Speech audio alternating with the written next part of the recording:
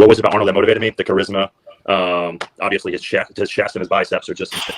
Nobody's gonna have a chest like that ever again. Never. One of the things that separates a champion from a non-champion is taking advice. Whether you take the right advice or the wrong advice. Well, then let me ask you, Frank, do I look skinny? Your face does. Yeah.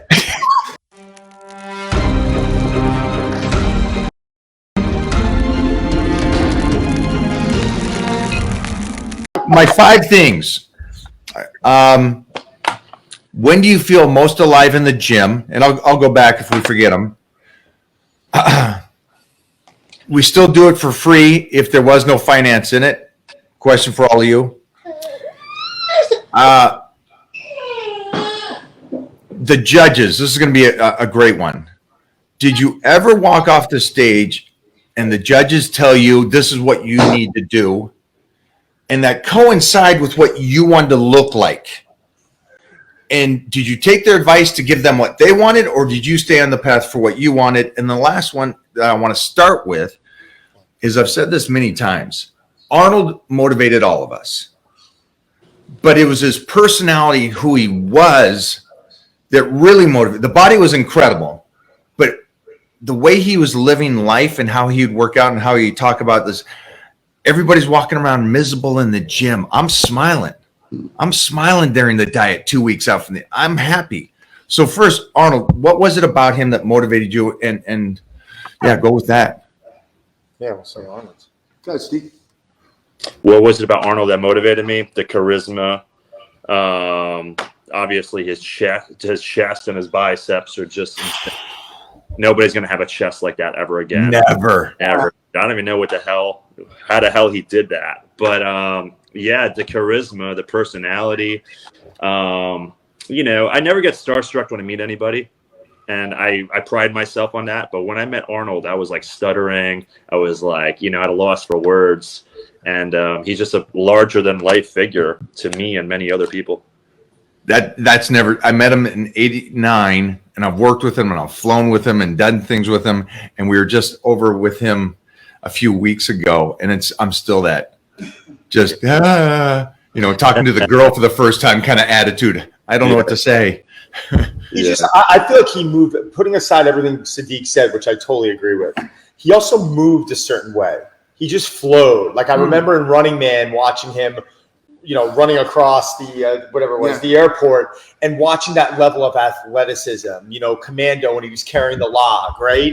Just watching, he did it in such like an athletic, non-bodybuilder, like your traditional stereotypical bodybuilder. He was so far from that. He was just cool. Like you just were like, I'd go out and want to have a couple beers with this guy. Like so, he was. That's kind of what I liked about him. As a bodybuilder, I looked at Arnold because he was over 6 feet. And at the time, there were no bodybuilders over 6 feet. So that's the first thing that resonated with him. But just like I said, watching him in Pumping Iron, like I can tell you every line of that movie, and just watching him, going into the counter, I want to build some muscles, 101 days to the Olympia, and go through that process, which is it's almost like a modern day movie montage. In your brain, you're watching it and you're like, wow, this is cool. And then to have the opportunity to do, I was in the Encyclopedia of Arnold's book doing all the exercise and stuff, and to work with him on certain events is surreal. Because that was the guy. I mean, no one had the charisma, and no one everyone was always politically correct. Arnold was always messing with people and doing stuff, and that kind of set him aside from all the other competitors and stuff. But yeah, I mean, there's never going to be another Arnold. Well, that takes care of Arnold. Let's go this one, because I think this is a helpful one for everybody that wants to compete or skip competing. The judges could be your girlfriend, boyfriend, a family, cousin. It doesn't matter. Did you ever try to appease the judges relative and take you off your path for what you wanted? Personally, I've done that before, yeah. And when people ask me this question, I always say, don't do it.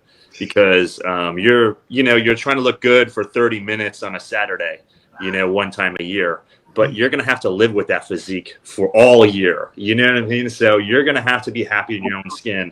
It's like asking somebody, what should I drive? Should I drive a Ford F-150 or should I drive a Tesla?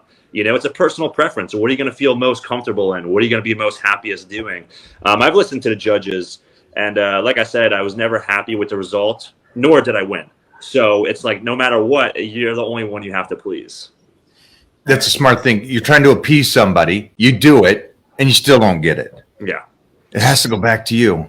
Frankie? So I was a judge for 20 years, an IFBB judge and NPC judge, and I could tell you stories about me giving advice to people and they're not being very receptive of it and everything else. But for me personally as a competitor. Were they not receptive to it, or they didn't believe? Like, I can understand somebody going, oh, I don't need bigger shoulders. I've got great shoulders. I understand the ego part there. Was it not that?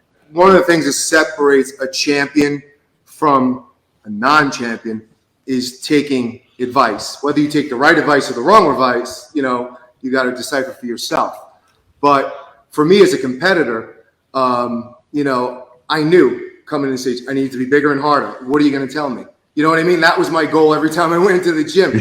So if you needed bigger legs, I wasn't just going to build bigger legs or bigger shoulders. I was going to build a bigger physique and I was going to come in harder. So whatever you tell me, unless you're in like a men's physique and you're too big or you're too, as a bodybuilder, yeah, all right, what are you going to tell me? You're going to be bigger and harder.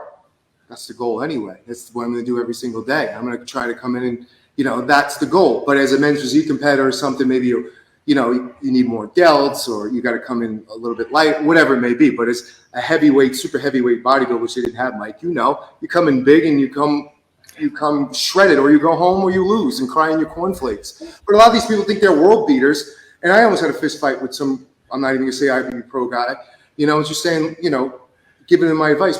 They just don't want to hear it because everyone tells them what they want to hear. I don't understand in life and in business. And though I haven't been on stage, I have to deal with production companies when I'm getting people ready for these superhero roles. And yes, some of them, like the judges, I feel like at least know what they're doing, right? Like, hold on, John. Just so everybody's watching this, understand this. Sadiq, Frank, and I were talking about competing. I think Don has the best aspect here because the guys he works with are much more famous than I will ever be. And they have to be a certain way. Mm-hmm. And it's bizarre sometimes because the judges cracks me up because like when he's judging or Steve Weinberger's judging, guess what? They know what they're looking at, and it's pretty easy for them to be able to make a decision and distinguish who's better than the other, right? And when a competitor comes off stage and they actually argue with that, I'm like, shut your mouth, follow your pill, take it, use it as constructive criticism. Like if I was a competitor, I would be in Steve's office the next day like, hey man, listen, what do I need to do to get better? Absolutely. Like, what do you think? Like, is there be a coach? Is be harder. Yeah, like I want to be the best. What do I need to do? And I think that's a sin. But what I have to deal with is production companies, and you're not really dealing. No offense to them, I say they don't really know. Well, yeah, Ryan Gosling's coming in. We need his arms bigger in 2 weeks, and you're like, look. Okay, we'll get a tan. We'll fill him out a little bit, and we'll call it a day. But you know what? You play the game. And you're like, all right, listen, we'll do our best the next 2 weeks. Ryan's like, what do we do? I'm like, well, we've been continuing to do.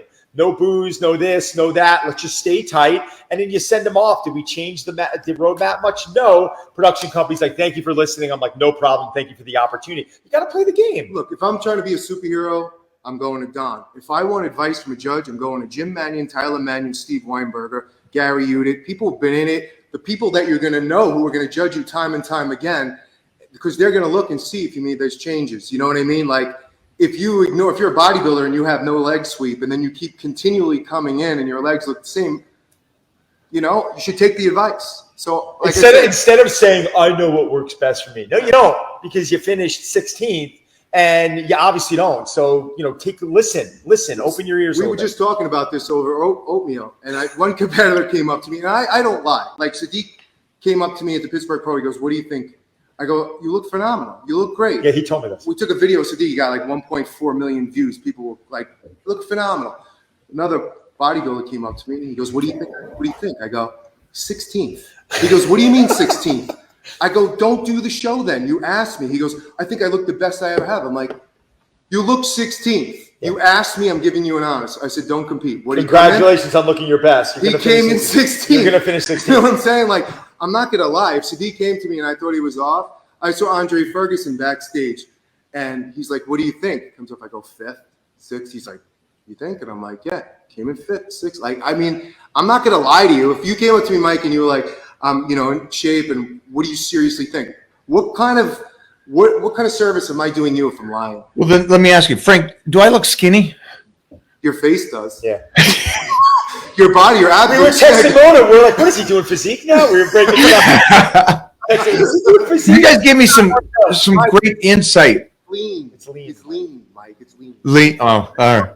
I'm in LA. Yeah, I guess.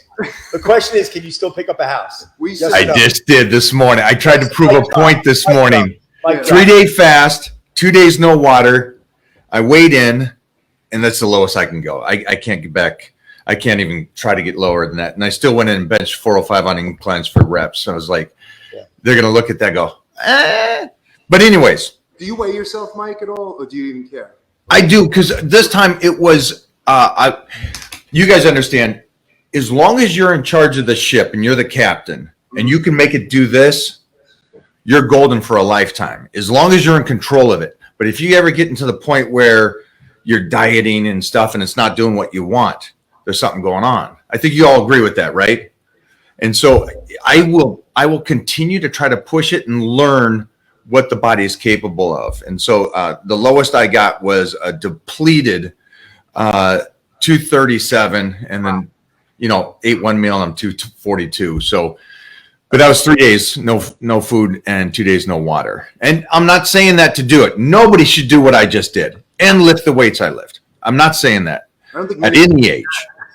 I don't think people can, but I told Sadiq, remember Sadiq, we were doing a video, and I said, no matter how you place, I said, how many people are going to want to look like you? How many people are going to inspire? And 2 weeks out, if I had a choice between looking like Sadiq, because I'm a fan of his physique, on stage or 2 weeks before, I would take the fuller, more vascular 2 weeks before, because that's like you said, Sadiq, like Miley Cyrus said, it's the climb. It's that 2 weeks out, it's incredible. Start cutting and everything else. So why can we, for guys that are successful at what they do, for me, when I see any of you do something and it's something good, it doesn't involve me at all. I'm not involved in it. You get somebody ready for a movie, Don, or Frank writes an article, or Sadiq won the Pittsburgh. That was the most clear, and it gave me tingles, because when I saw him win, my heart smiled. I wasn't happy for him. I mean, my heart actually smiled for him, and I showed Mona, and I was just like, freaking great when you won the Pittsburgh. And I'm sitting there so why can we be happy for each other? And it was always that way, but we can still talk smack to each other. Where is that gone, that you can't be happy for somebody else and you got to break them down? First off, I'm gonna when Sadiq won the Pittsburgh Pro, I remember going in to Bev's the next day, and I think it was the next day or that Monday, I saw Mike Camp, and he was doing some cardio, and I went over. I said, "Hey, coach, congrats!" And he was like beaming. And then I saw Sadiq, and I was pumped for him. I was excited. I went over. I was like, congrats. I could tell on Sadiq's face. He's like, yeah, but we got some work to do type of thing. Yeah. But it was nice to see that come back. And I think genuinely, I like when my friends do well. And I think that's because I have good friends and I'm a good person. I'll just throw it out there. I don't think everyone really follows that same regime. I think birds of a feather flock together. And I think as our business worlds hopefully increase, I think our social worlds are going to diminish, and we're going to put ourselves around people that I think, like Frank and I love this guy. Like, we have a great time training, but he knows that he calls me tonight, he's got a problem, I'm there, and vice versa, right? Sadiq and I don't hang out much. He can call me, I'm there. But Mike, you can call me, I'm there. I think there's that thing, and this is why we're drawn to certain people. And there's things in life that are important to certain people, and there's things in life that aren't. It's important that I'm around good people that, I look at and I'm like, God damn, Mike, like you can't, like him and I joke around. We're like, what are we going to train when we're with Mike? What are we saying? We're like, calves? I'm like, I have terrible calves. He's like, forearms? I'm like, what are we going to train with Mike, right? And it's like, but we're happy for Mike. We're happy for Sadiq. When he's looking like, I'm looking at him today and I'm like, what did I say to you in the mirror an hour ago? I'm like, I think it's the best you've ever looked. And I'm genuinely happy. I'm not sitting there going, oh, Frank's so much stronger than me. He's so much. No, I'm like, no, this is fantastic that I can be around this and just kind of soak in those juices a little bit. I think it makes me better. So that's my thought process on it. For me, it's just who I am. I like to see other people succeed. I've never been a jealous person. I never count anybody's money. I don't count what they're doing. I keep a close circle. There are a tremendous amount of assholes out there that I've come across in this world, just to be honest with you. You know, if 1 out of 4 people are mentally ill, yeah, I've come across many of them. I guess there's 4 of us. It might be me. There's a lot of backstabbers and stuff, but through trial and error, I learned going through the industry, sometimes the hard way, sometimes, you know, who my real friends are.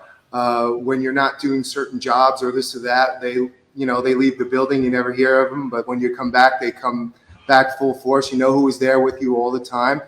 Sadiq won the Pittsburgh Pro. You know what? I didn't even make a big deal because I know in his mind, I'm like, congratulations, because I know in his mind that's not the ultimate goal. I know how he thinks because I think the same way. He's going for the Olympia.